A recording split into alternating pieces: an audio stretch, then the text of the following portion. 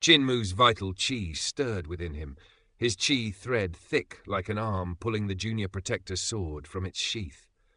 With the precision of his muscles' trajectory, he discerned the location of the beast hidden in the fog. He joined his fingers together, and in one swift motion, his left hand thrust forward, sending the sword humming through the air. It cut through the grey mist like lightning, piercing its target with a shriek. The spiderweb trembled violently, and from it emerged a woman, her 8 claws extending from her back, rushing toward Chin-Mu with lethal intent. With a quick pull of his right hand, Chin-Mu wove his vital chi around the spiderweb, causing it to rise and ensnare the creature.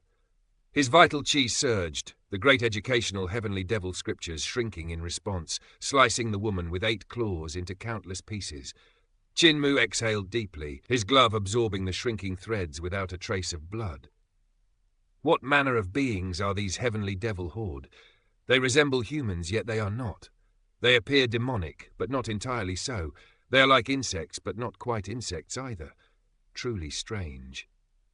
He stepped lightly onto the spiderweb, moving forward without a sound, his steps as light as air thanks to Cripple's heaven-pilfering leg skill. The Junior Protector sword flew back into the fish-dragon sheath behind him, and Chin-Mu used his vital chi to maintain its dragon form, always ready for another confrontation. Approaching the fallen heavenly devil horde, Chin-Mu examined the body of the 8-clawed woman. Her legs were not true legs, but long, tentacle-like appendages. A shudder ran down his spine. Though the fog hinders me, it does not aid them either. As long as they cannot swarm me all at once, I shall survive this, Chin-Mu thought, standing still in the thick fog, listening intently for any movements. A sudden silence fell over the area, unnerving in its depth. Chin-Mu picked up a stone, flicked it away, and listened to it roll across the ground. There was no other sound. After a few moments, he tossed another stone, but the silence persisted. He sighed in relief. It must be that I have eradicated the heavenly devil horde. It should be safe now. Suddenly, a violent gust of wind swept through the valley, dispersing the dense fog. As the mist cleared, Chin-Mu's heart froze. All around him stood hundreds of heavenly devil horde, their presence unnoticed until now. They had been standing motionless in the grey fog, waiting for him to reveal himself. Without hesitation, Chin-Mu sprang into the air, propelled by the gale, and the moment he ascended, the hundreds of heavenly devil horde leaped into motion. With terrifying unity, they pounced on the youth in the sky. These were no mere beasts. They were divine arts practitioners, each with unique powers and forms. Some were the fish-scaled mutants he had encountered. Others were lava giants, handsome youths, ugly women, scorpion-tailed ladies, 8-clawed women, 8 tentacled mutants, and even creatures with 2 massive snakes for arms. As the heavenly devil horde descended on him, their attacks converged from all directions, a blinding barrage of exotic divine arts and grotesque body parts. Chin-Mu's heart raced. There was no way to defend against such an overwhelming assault in time. In that critical moment, a burst of Buddha aura erupted from the center of his brow. A great Buddha manifested before him, radiant with power. Om Mani Padme Hum. The Buddha clasped his palms together, releasing waves of energy that shattered the oncoming attacks, severing limbs and scattering the heavenly devil horde like chaff in the wind. The Buddha's apparition faded, leaving Chin-Mu to catch his breath. He knew that this divine apparition, placed in his brow by Old Ma, was a one-time defense against life-threatening danger. Chin-Mu stood amidst the chaos, panting heavily. What caused the sudden gale that swept away the fog? If not for that wind, I would not have been discovered by the heavenly devil horde. His gaze turned toward the source of the wind, the moonship. It had risen, slowly, its sheer size greater than that of Border Dragon City. The force of its movement had stirred the gale that had cleared the fog. Does the moon ship have a moon guardian, as the sun ship has its sun guardian? Could my clansmen be aboard the moon ship? Chin-Mu's heart stirred with new hope. Before he could pursue the thought, black smoke billowed from a nearby temple, signaling that the disturbance had been detected. Without wasting another moment, Chin-Mu rushed out of the mountain gates of Fengdu, his cripple's heaven pilfering divine legs propelling him forward with incredible speed. He dashed through the mountains, his body a blur as he ran with the swiftness of light and shadow. As he neared the end of the mountains, a sudden force from below pulled him off balance. Before he could react, he plummeted from the sky. The earth collided with his body as he crashed into the ground, sending a cloud of dust into the air. Qin Mu slowly rose from the crater, realizing that he had landed in the village where he had first arrived after coming ashore. The villagers stared at him in silence, their expressions strange and unsettling. A blacksmith-like figure stood holding a bellows made of human skin, its piston edges compressing air, causing the wind beneath Qin Mu's feet to vanish. Around him, the villagers began to stir. A plump auntie holding dripping kitchen knives, a man with a hammer as large as a crock, a tailor cutting human skin fabrics, and others all stopped their work and turned their attention to Qin Mu. He could feel the danger closing in. From behind him, the fish dragon released his sword, and Qin Mu's hand gripped his knife in reverse. His vital qi surged, and the painting drawn by Death with dragon blood flared to life. The power of a dragon filled his body, and he felt as though he had become a god, a being of limitless strength. The villagers were not human at all. They were all part of the heavenly devil horde, shifting forms as their skins split apart, revealing their true, monstrous nature. With a roar, Qin Mu charged toward the village entrance, determined to slaughter his way out. The moment he moved, the entire village erupted in violence. Waves of water surged from beneath his feet, forming into a massive black tortoise that carried him across the battlefield. Qin Mu's sword struck with deadly precision, and Junior Protector Sword cleaved through the air, its blade singing as it cut down the heavenly devil horde. The river of blood surged, drowning the village in a tide of death. As the flood subsided, the village was reduced to rubble, and all that remained were the lifeless bodies of the heavenly devil horde. At the village's threshold, the elder, who had been leisurely smoking from a pipe crafted from human bones, finally shifted his expression. His gaze flickered with realization as he turned to face Qin Mu, who appeared like an unstoppable force, riding the surging waves that cascaded toward him, a torrent of earth-shattering might. A current of such speed could tear through the heavens, shattering, slicing, and obliterating everything in its path. This was the profound might of the Black Tortoise vital qi. Harnessing the essence of Black Tortoise to command water, the speed of the flow was key.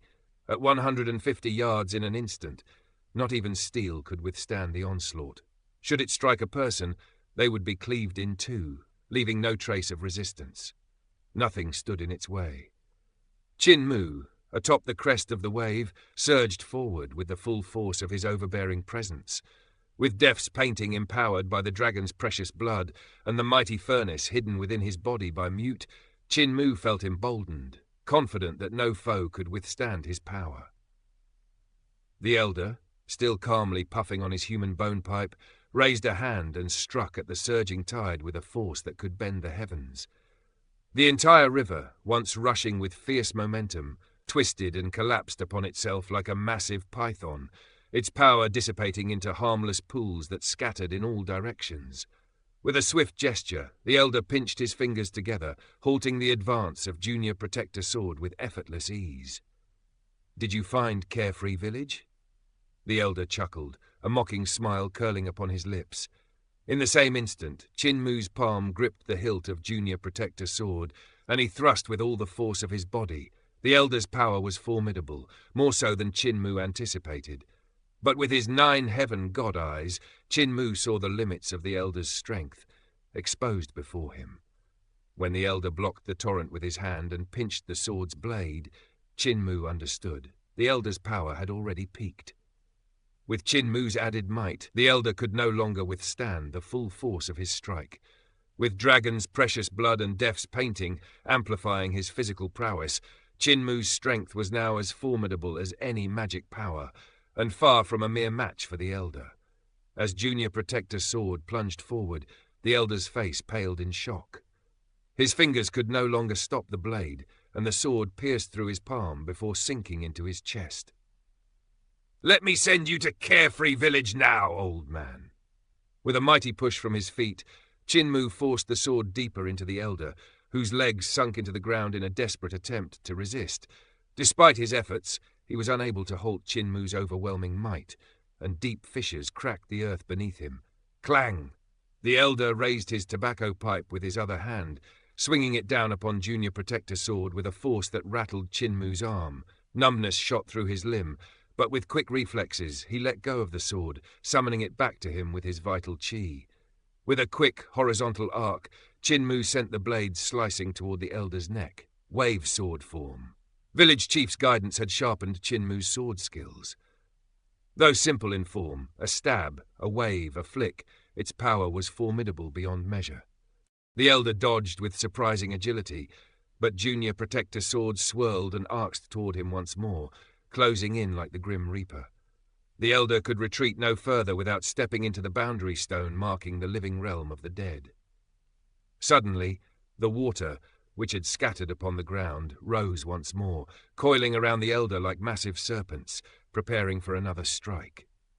In that moment, the elder's tobacco pipe flew from his grasp and collided with Junior Protector Sword, sending sparks into the air.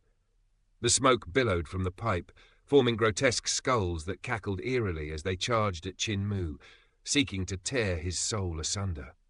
Without hesitation, Chinmu activated the Heavenly Devil nature technique, sealing his soul from their assault. The skulls gnawed at his essence, but their attempts were futile. Drawing in a deep breath, Chinmu exhaled forcefully, sending a gale sweeping through the air. Whoosh! The fog and the skulls were dispersed in an instant, swept away by the sheer force of his breath. His cultivation, enhanced by deaf and mute's methods, had reached a level that allowed even his breath to become a divine art. The tobacco pipe and sword collided once more, sending sparks flying as they transformed into red-hot embers. These flames streaked toward Chinmu's face, but with deft movements, he sidestepped the molten lava and intensified his assault. The water pythons reared again, their deadly swords slashing at the elder from all directions. The elder's tobacco pipe swelled, becoming as large as a dark pot, drawing in all the water and extinguishing the fire within the pipe. But despite this, Chinmu's body, like a phantom, closed in on the elder. His fists and palms, now imbued with the power of the 9 heavens god-eyes and deafening footsteps, struck relentlessly, with the deadly precision of a 1,000-armed Buddha. His movements were unpredictable, shifting between fist and knife techniques, delivering an onslaught that the elder could scarcely defend. Each strike was a knife light, paired with the unorthodox steps of Chinmu's footwork. His sword, sharp and unstoppable, shattered the elder's defenses, slicing deeper with each blow. The elder, though far stronger than Chinmu, was now forced into retreat. His every step was shadowed by Chinmu's relentless assault. The simplicity of his sword strikes, so simple yet effective, seemed to weave into an indomitable force. At the edge of the battle, the elder caught sight of a boundary stone in the corner of his vision, the marker of the living realm of the dead.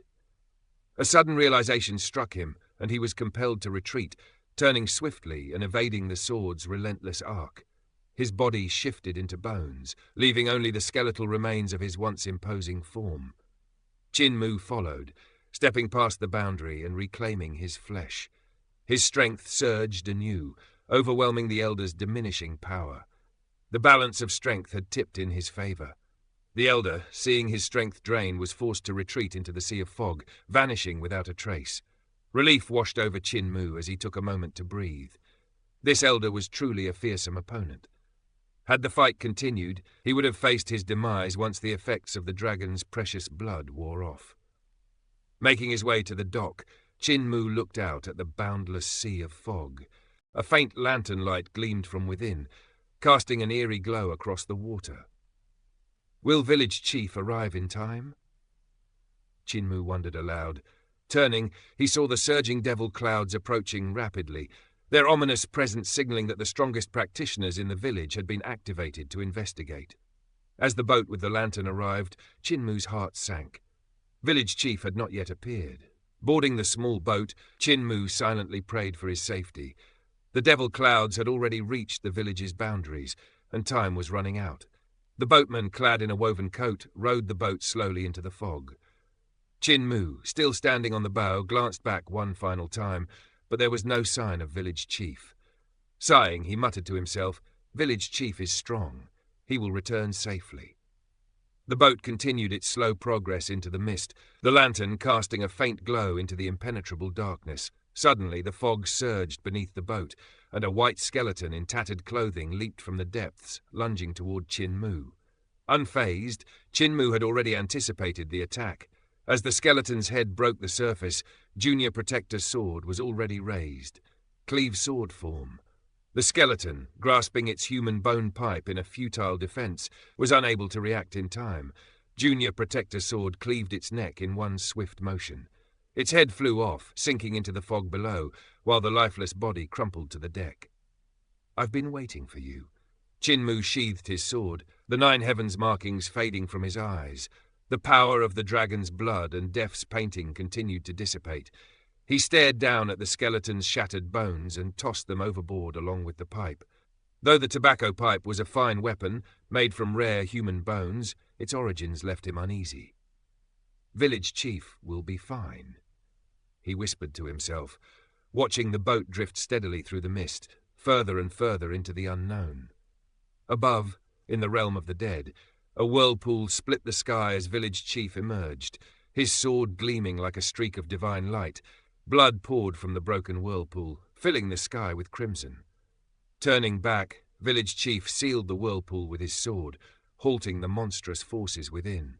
Sighing with relief, he moved toward the mountain gate of Fengdu, only to halt abruptly at the sight of a monstrous bird, standing on one leg, its other leg hidden beneath its feathers. The tale continues.